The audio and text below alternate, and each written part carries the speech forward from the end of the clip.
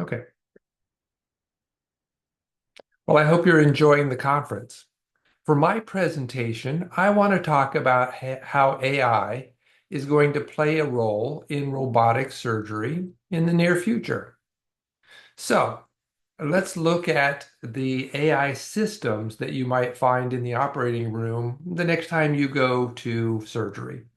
Now, this is from the perspective of a technologist. My area is computer science and mathematics. It is not surgery. So I have not performed surgeries, though I have been in the operating room a dozen times or more, several dozen times, with the surgeons who are using the robots that we have today. I spent 10 years working at Advent Health Hospital System doing research into robotic surgery systems and our ability to make those effective for the surgeons who use them on patients. I was lucky enough to be part of several research experiments with the Society for Robotic Surgery and with the American College of Surgeons. Through those projects, we developed the first standardized curriculum for training robotic surgeons and getting them credentialed for the first time. And that curriculum is out in the world and available to everyone. We worked with the leading robotic surgery system manufacturers, Intuitive Surgical, CMR Surgical, Stryker, Medtronic, and a host of other smaller companies, and we were able to do some really quite remarkable work. We also stumbled on R&D ideas that are just fascinating.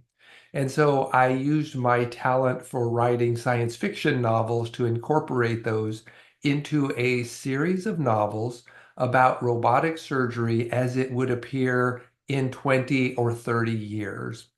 And my characters have access to the current robots that we all know and love, but also tools and AI that speculatively might exist in the future, but for them exist now.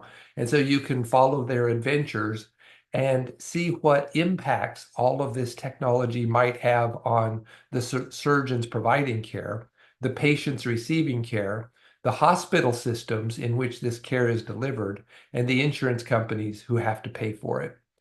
That's the advantage of writing science fiction. You can explore the human impact before it actually gets here. Now, I see AI not as a better tool, but as a better partner.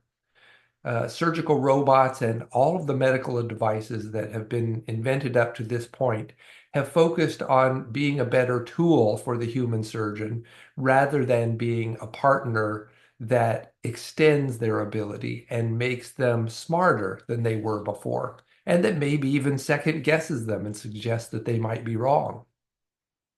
That's the AI we're looking at in this presentation. Now, surgery is largely seen as falling into one of four generations.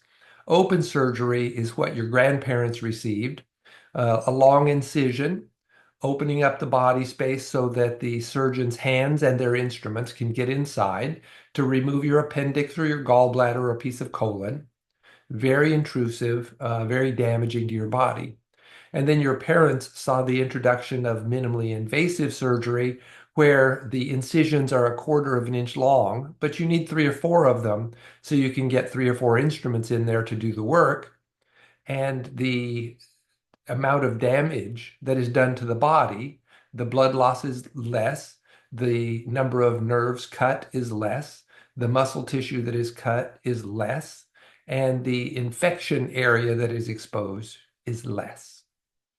Now we have robotic assisted surgery, and it's sometimes called robotically assisted laparoscopic or minimally invasive surgery because it's using the same kinds of instruments on these long shafts that go through these small incisions. It's just on the back end, the instruments are being held by a robotic arm instead of the human hand. And that robotic arm gives more control, more finesse, makes it a more natural kind of movement than when you're holding the back end of that chopstick on your own. And everyone envisions an information guided future in which the computer and the robot know more about your procedure than they do today. And so they can play an active part in what's being done to you and be an active advisor as well. And that's the kind of world where artificial intelligence is one of the players. Now, robotic surgery is not something in the far off scientific future. It's here now. More than 2 million procedures are performed with robotic devices every year. This is a list of 116 companies as of 2020, 2021 that were creating robotic surgery devices for use in the United States and around the world.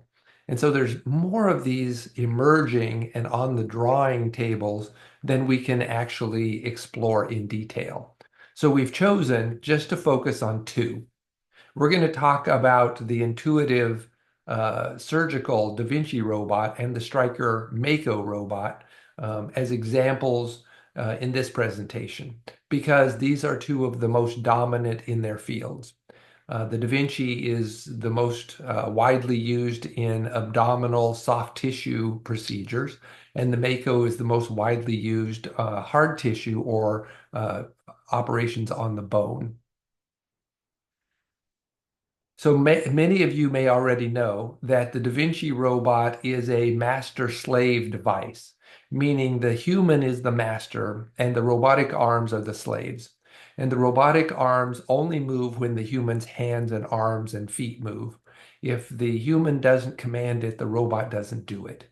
It can take your human movements and scale them down to a smaller size so that you can be more precise. It can eliminate some of the tremors that you'll find in your own hands when you're doing detailed work so that they don't happen at the ends of the instruments. And they can allow you to have at least three different instruments active at the same time. Now, one of them is parked and not moving, but it can still be holding tissue while you're working with the other two. The Da Vinci robot can also be a shared device, as in this picture, you can see two humans that are performing the operation. And so it's possible to give control of one or two of the arms to a second surgeon. So there's actually two of you working there. And maybe one of you is the mentor and the other is somebody that's in a fellowship and learning. Or maybe each of you has a slightly different specialty that's called for in the procedure that's being done. Now, that feature is particularly interesting when we start bringing AI into the operating room and wondering how it can help the surgeon when this system's already built to allow that kind of second person assistance and help. The second robot that's a great visual for this is the Stryker Mako robot. This robot is used to remove bone in the hip and knee when you're doing a hip or knee replacement.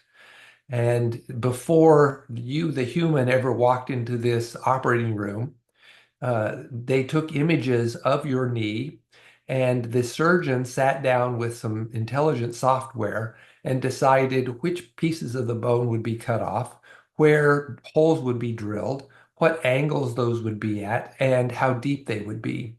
And the software critiqued those plans based on what the bone looked like, its density and its size.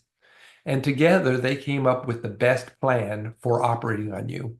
So when you did walk into the operating room, both of them put their hands on the instrument. In this case, the instrument is a bone saw, and both of them are holding that instrument at the same time. The surgeon is responsible for moving it, for cutting away left and right, and the robot is responsible for holding it exactly steady and allowing it to move only where was specified in the plan. So the surgeon can't get an idea, I want to change this right now. There is no change. It's getting done exactly as programmed once the robot is holding onto that instrument. There's also no making mistakes, no tremors, no sneezes, no twitches where you go, oops, I accidentally cut away too much bone. That doesn't happen. You cut away exactly the amount of bone that you plan to do. And so in that case, this robot, it's a little bit smart, but it's extremely programmable and it's participating. It's making a very valuable contribution to this procedure. So use those two examples as we go through where AI might be applied. So for example, pre-operatively, an AI could be used to help predict what you are going to experience and how your physical condition customizes the procedure for you. It can look at your age, height, body weight, past surgical procedures, condition of the tissue, your circulatory condition, and it can compare that to millions of other patients and suggest what your expected outcome will be, and also suggest what your doctor might do in operating on you. Now, human doctors do that all the time, but their experience is based on dozens or hundreds of data points, not millions of data points. So they can be more accurate. Now, the another thing that the AI can do is the planning, the way we discussed for the Mako robot on the last slide. It can cooperate with the human surgeon in building the plan. And in the future, it's very possible for it to take all of that imagery and build the first pass of the plan by itself and do all the work and say, here's exactly what I think needs to be done. And then the human surgeon can examine that and approve it, accept it, modify it. But the two of them can both contribute their expertise towards the plan that's going to be done. Now, an AI can also be used in preparation for the procedure. Most procedures are, quote, routine in that the surgeon doesn't need to practice exactly on your anatomy and your situation. But occasionally, the situation is unique enough that it would be helpful if the surgeon practiced in a simulator. And can you imagine a simulator that's smart enough to help you with that? We'll discuss that in more detail at the end. Now let's step in intraoperatively. You're inside the operating room and the AI is present with you. It can suggest alternatives and changes in real time. It can see the condition of the tissue. It can see the actions of the surgeon. It can see everything that's happening now and suggest alternatives in real time, helping the surgeon make decisions. It could also be in control of one or more of the instruments, as we talked about earlier. In the Da Vinci, you might give it control of the suction instrument. So it's sucking away blood that's seeping into the area. You might give it control of the energy tool, or you might allow it to hold a piece of tissue and move it out of the way so you can operate behind it. Those are all, relatively mild skills that you might trust the AI with in the near future. In the far future, you might trust it to do some of the pieces of the procedure that you, the human, are doing yourself.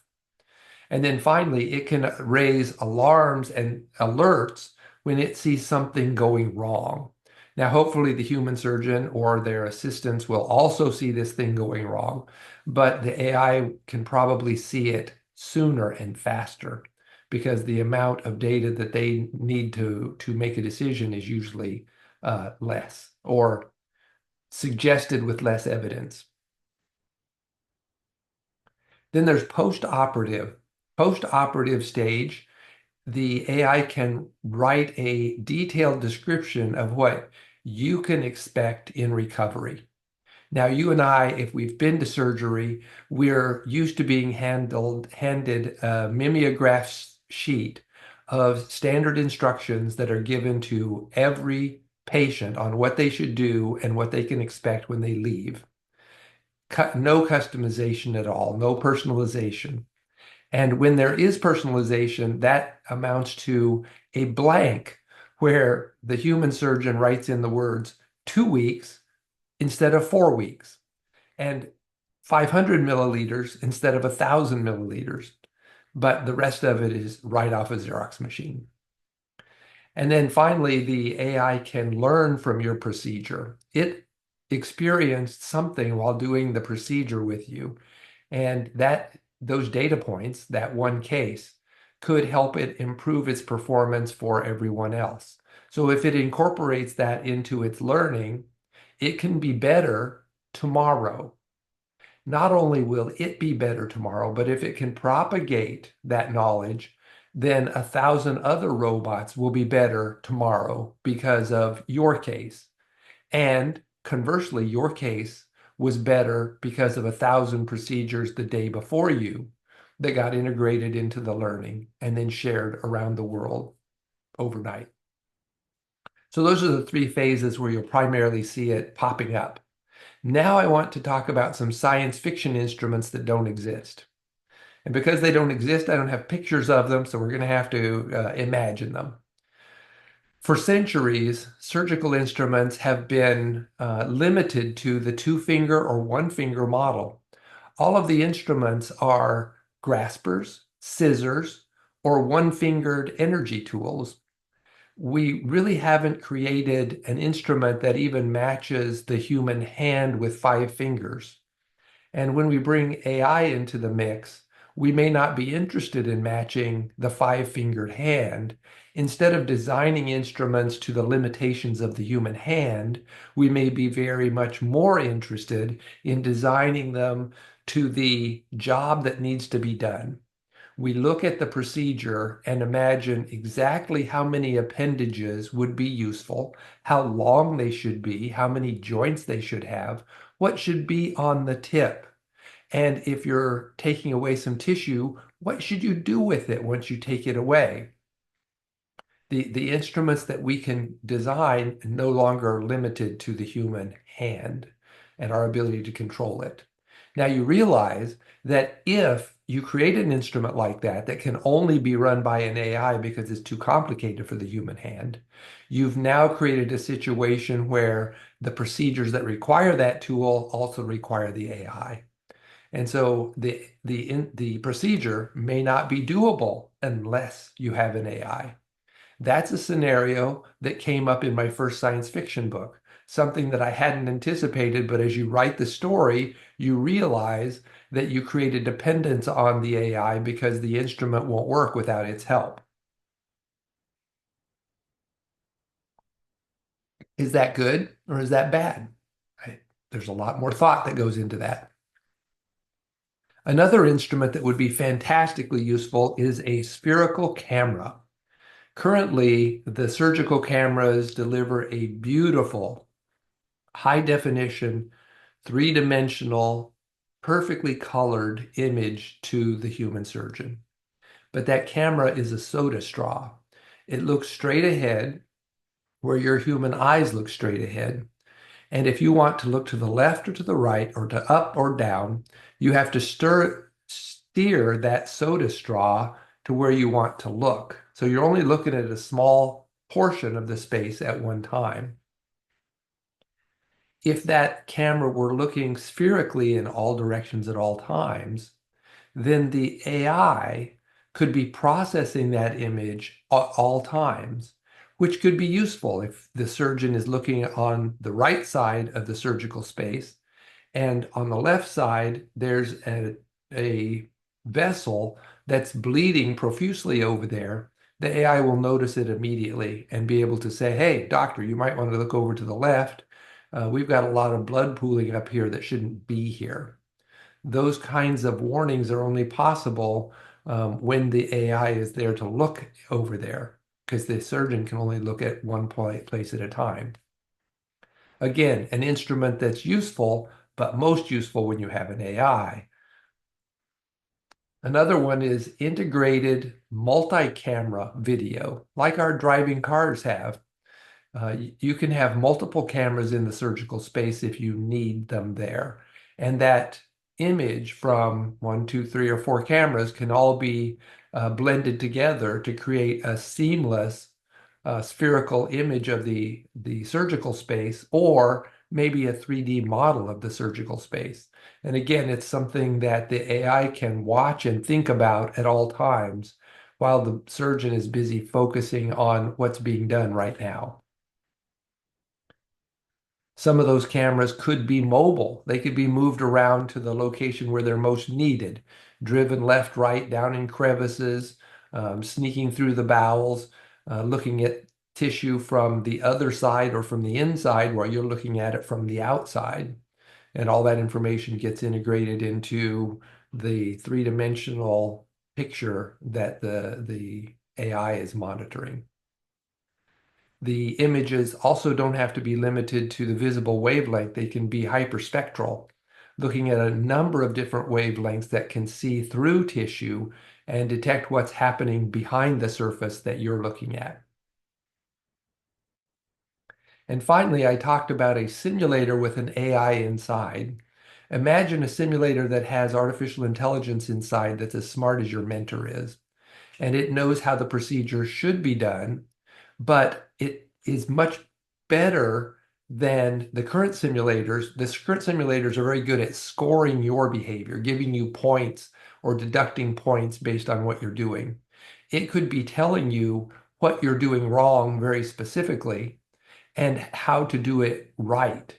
And it can illustrate how to do it right, both visually on the screen, orally by talking to you, or it could even be bumping your instruments around to twist your hand into the right position where it wants you to go. And so the next generation could be learning their skills much more dynamically and much more quickly in a simulated environment like that. Now, all of those imaginary instruments appear in the science fiction stories that I've written. There's three so far in the series and more to come. But I explore what if they do exist? What does that mean to the surgeon? And what does that mean to the patient in the hospital system? And who's going to hate that idea? Thank you very much for your attention. I appreciate the opportunity to share these ideas with you and talk with you today. The world is just more fascinating all the time.